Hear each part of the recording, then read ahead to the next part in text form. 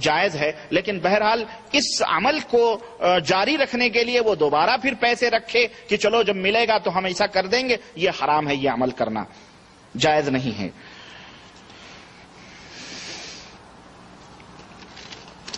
اچھا جناب،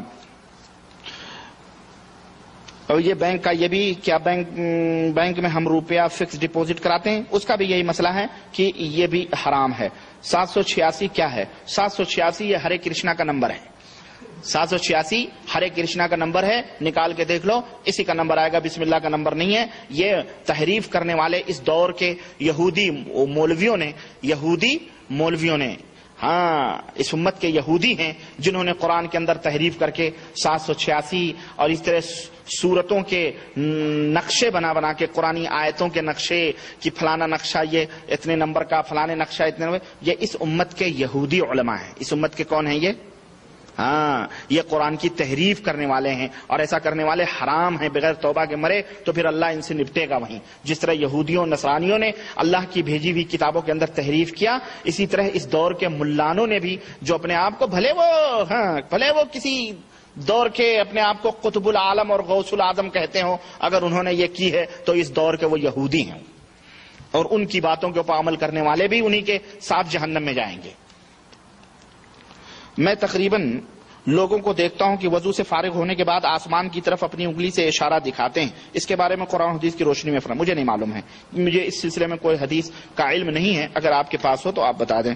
ایک شخص 5 وقت کی نماز ادا نہیں کرتا، صرف جمعہ پڑھ لیتا ہے، اس شخص کے بارے میں فرمائیے۔ اس شخص کی جمعہ کی نماز بھی قابل قبول نہیں ہے، کیونکہ ایسا شخص جو 5 وقت کی نماز نہیں پڑھتا وہ کافر ہے، وہ مسلمان ہی نہیں ہے، تو پھر جمعہ کے پھر تو جمعے کی نماز پڑھنے سے اس کو کوئی فائدہ نہیں ہوتا۔ اور لوگوں میں کئی قسم کے نمازی ہوتے ہیں بھائی، آٹھیا کاٹیا 360۔ آٹھیا تو یہ لوگ ہیں جو جمعے 8 دن میں پڑھتے ہیں، جمعے کی نماز ہے۔ کاٹیا وہ لوگ ہیں جو صرف جنازے کی نماز پڑھتے ہیں، ٹوپی وپی لگا کے باقاعدے مسلمان بن گئے، منہ لٹکا کے چلے گئے جیسے 72 لعنتیں جوتے مارے گئے ہوں۔ میت میں کیا ایسے لوگوں میں سمجھتا ہوں جماعت نماز میں بھی شریک ہونے سے میت کو تکلیف ہوتی ہوگی، اللہ نہ کرے، اس طرح سے منہ بنا کے جاتے ہیں جو نماز ہی نہیں پڑھتے۔ اور 360 کچھ ایسے بھی لوگ ہوتے ہیں جو صرف عید بقرعید کی نماز پڑھتے ہیں۔ ہاں تو یہ لوگ صرف زبانی طور پر مسلمان ہیں یا حقیقی طور پر مسلمان نہیں ہیں۔ انڈیا میں فرض نماز پڑھتے ہوئے ہیں تو پاؤں سے پاؤں ملاتے ہیں، یہاں ایسا نہیں ہوتا، بس الگ الگ کھڑے رہتے ہیں۔ اس کی وضاحت قرآن و حدیث کی روشنی میں رہنمائی کریں۔ جو انڈیا میں کرتے ہیں کہ پاؤں سے پاؤں ملاتے ہیں، یہی نبی کریم صلی اللہ علیہ وسلم کی سنت ہے، اور جو ایسا نہیں کرتے وہ سنت کے خلاف کرتے ہیں۔ اگر کسی جگہ پر دین و اسلام کی باتیں ہو رہی ہوں تو ہم اپنے کسی دوست کو ساتھ لے جاتے ہیں، لیکن اس کا دل نہیں ہوتا، وہ مجبوری پر آتا ہے، کیا ایسے آدمی کو لانا چاہیے یا نہیں؟ قرآن و حدیث کی روشنی میں رہنمائی کہ بے شک ایسے آدمی کو لانا چاہیے نیک کے مجلسوں میں، اور اس کا تعاون کیجیے، کیونکہ وہ آپ کا بھائی ہے، اور وہ بیچارہ شیطان نے اس کے اوپر قبضہ کیا ہوا ہے، اور وہ دینی مجلسوں سے اسی لیے دور بھاگتا ہے۔ ایسے آدمی کو لائیے، یہ اجر اور ثواب کا کام ہے۔ اللہ کے رسول صلی اللہ علیہ وسلم نے فرمایا ہے کہ دال الخیر کفاعل ہی، کسی بھی بھلے آدمی بھلائی کی طرف کسی کو دعوت دینے والے کو اتنا ہی ثواب ملتا ہے جتنا اس بھلی بات کے اوپر عمل کرنے والے کو ثواب ملتا ہے۔ جناب یہاں اقامت ایک ہوتی ہے، اچھا یہاں یہ 4 نمبر سوال ہے۔ اچھا لوگ کہتے ہیں کہ آپ سعودی میں رہ کر یہاں کی بات کرتے ہیں، کیوں نہیں انڈیا میں جا کر بولتے؟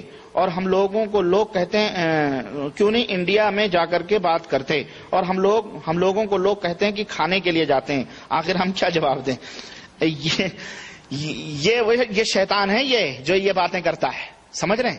یہ اس قسم کی باتیں کرنے والا، مثلا مکاتب جعلیات کے اندر خاص طور سے یہ تانے کسے جاتے ہیں کہ لوگ کہتے ہیں کہ جی یہ کھانے کے لیے جاتے ہیں۔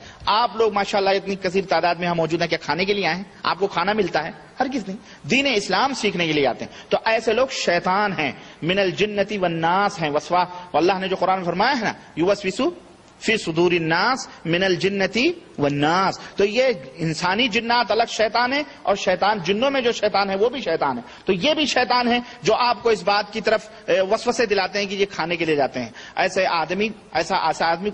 آدمی کو اسے سمجھاؤ، اگر نہ سمجھو تو جوتا مارو، یہ بغیرت تو کیوں اتہام لگاتا ہے؟ کیوں کسی کی نیت کے اوپر ہم دین اسلام کی بات سیکھنے کے لیے جاتے ہیں؟ تو میرے بھائی اس طرح کے شیطان مملکت میں اور شہروں میں گھومتے بھی ہیں کہ لوگوں کو اس ناحیے سے متنفر کرتے ہیں، ہے نا، تاکہ وہ اسی وجہ سے نہ جائے اور ہماری انہی شرکیہ باتوں کے اوپر اڑا رہے. تو یہ اس طرح کی باتیں کرنا حرام ہے. اور جہاں تک بھائی نے لکھا ہے کہ آپ سعودی میں رہ کر یہاں کی باتیں کرتے ہیں، میرے عزیز میں یہاں کی باتیں کیا مطلب یہاں قرآن و حدیث کی باتیں نہیں ہیں؟ اور انڈیا میں قرآن و حدیث کی باتیں، بال ٹھاکرے کی باتیں قرآن و حدیث کی ہیں، اڈوانی کی باتیں بال ٹوز کی ہیں، شرد پوار کی اور سونیا گاندھی کی قرآن حدیث کی باتیں ہیں. تو پھر تم کیا کر رہے ہو یہاں پہ؟ تم بھی جاؤ وہیں اسلام ہے.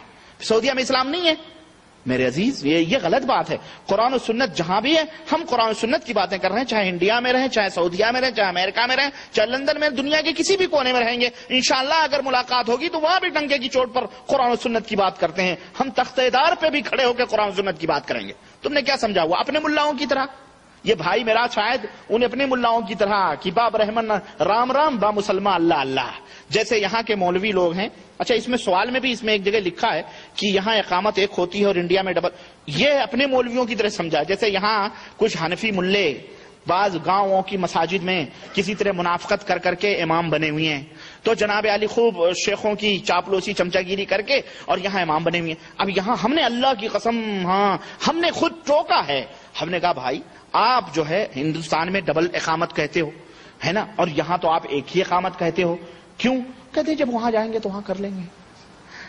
ہم یہ لکیر کے فقیر لوگ نہیں ہیں. ہم تختے دار پہ بھی کھڑے ہو کے قرآن سنت کی بات کرتے ہیں. ملی فہد کے سامنے بھی بولنا ہوگا تو قرآن سنت کی روشنی میں ہم بات کرتے ہیں. تم اپنے کی طرح نہ سمجھو. الحمدللہ ہم کتاب و سنت کے حاملین ہیں. یہ نہیں کہ جیسا چہرہ دیکھا اس طرح کی بات کری. اور یہاں قرآن و سنت کا راج ہے، قرآن و سنت کی دعوت ہے مملکت سعودی عربیہ میں. اور یہاں کے علماء اور یہاں کے مشائخ الحمدللہ قرآن و سنت کی دعوت دیتے ہیں. تو ہم بھی قرآن و سنت کی دعوت دیتے ہیں اور انشاءاللہ ہندوستان میں بھی ہم دیتے ہیں. اور دنیا جانتی ہے اللہ کے فضل و کرم سے. ایسا نہیں کہ ہم یہاں اور یہاں دین اسلام کی بات ہوتی اس لیے یہاں کی باتیں کرتے ہیں. اور جہاں تو تم انڈیا میں کیوں نہیں جا کے بولتے؟ تو تم چلو انڈیا، ہم تمہارے پیچھے پیچھے انڈیا آ رہے ہیں.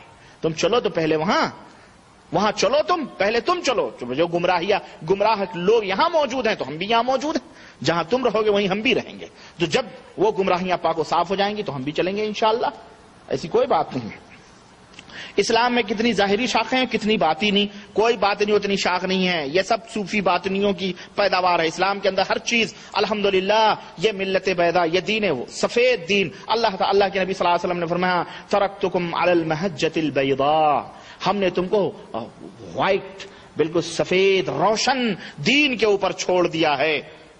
لا یزیغ عنہا الا ہالک، اس سے کوئی شخص بھٹک سکتا ہے جو ہلاک اور برباد ہونے والا ہو. تو ہمارا دین دودھ کی طرح سفید ہے، واضح ہے، روشن ہے، کھلا ہوا ہے. اس کے اندر کوئی باطنی اتنی چیز نہیں، سب ظاہری ہے. اور جو لوگ آتنی باطنی کی چیز کرتے ہیں وہ وہی ہیں، سمجھ لیں آپ، شیطان کے چیلے ہیں. وہ سمجھ رہے ہیں؟